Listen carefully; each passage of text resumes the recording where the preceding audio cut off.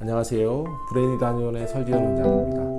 오늘은 아스퍼거 증후군의 치료 네 번째 포인트, 무의식적인 불안에 대한 이야기를 나누도록 하겠습니다. 아스퍼거 증후군 치료가 어렵고 잘 안 되고 또한 뭐 때문인지 이해를 못하는 원인 중에 하나는 무의식적인 불안이라는 것이 아스퍼거 증후군의 원인 중에 한 덩어리를 가지고 있기 때문이죠. 뇌에서는 우리의 뇌 껍데기, 피질하라고 하는 부위가 있고요. 뇌의 심부 부위가 있습니다. 이 심부 부위는 우리의 무의식과 관련된 기능을 담당하고 있고, 내가 의식적으로 판단하거나 이해하지 못하는, 나도 모르는 그런 감정, 어떻게 보면 성격이라고도 볼 수 있는 그런 어떤 내가 조절하지 못하는 그러한 것들이 올라오는 기관입니다. 이런 무의식적인 부분에서 아스퍼거 증후군 아이들은 기본적으로 불안감이 올라옵니다.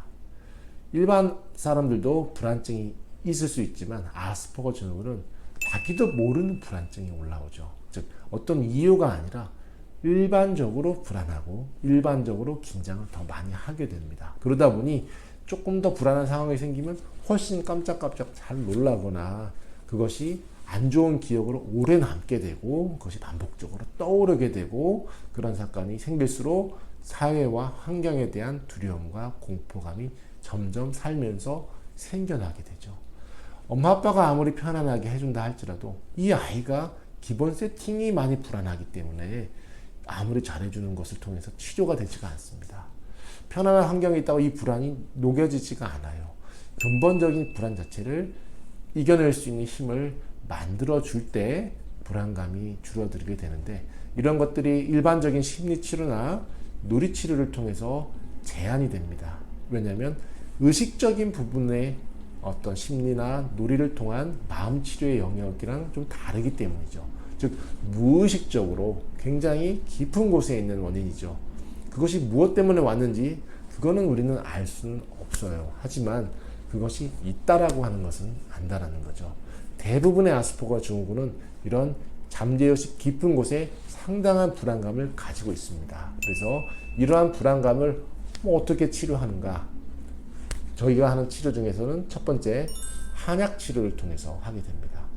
한약은 이러한 무의식적인 불안감이 있게 되면 심장이 허약하게 되죠.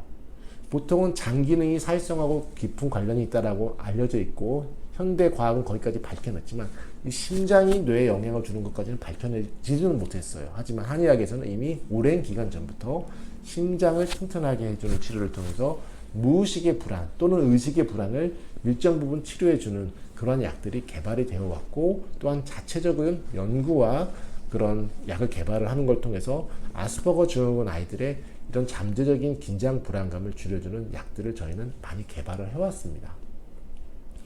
뿐만 아니라 뉴로피드백에서도 좌뇌 훈련이라든지 우뇌 훈련 등을 통해서 무의식적으로 불안감이 있게 되면 하이베타와 같은 그런 흥분 뇌파가 높게 나옵니다. 나는 편안하지만 뇌파는 그 흥분 뇌파가 많이 나와요. 그건 내가 편안할 뿐이지 나의 무의식은 흥분 불안되어 있다는 얘기입니다.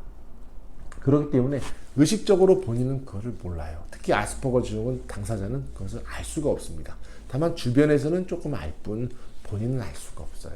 그렇기 때문에 뇌파 검사의 정량적인 수치를 보고 이 아이의 무의식적인 스트레스가 높은지 작은지를 측정을 하게 되죠. 단순히 말만 걸고 대화만 나누고 심리 검사만을 통해서 알기가 어려워요.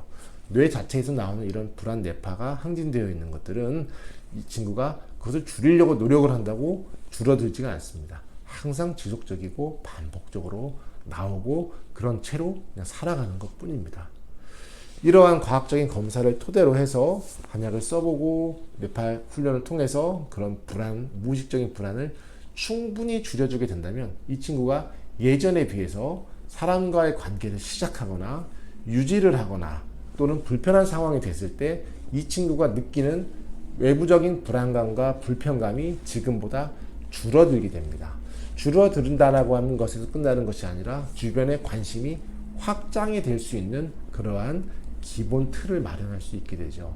그렇기 때문에 아스퍼거 증후군 치료법이 없다 끝이 아니라 아스퍼거 증후군의 핵심이 되는 몇 가지 원인들을 정확하게 캐치를 해서 그것을 정확하게 치료를 해서 좋아지게 된다면 사회성은 늘어나는 것이 어찌 보면 당연하고 자연스러운 과정입니다.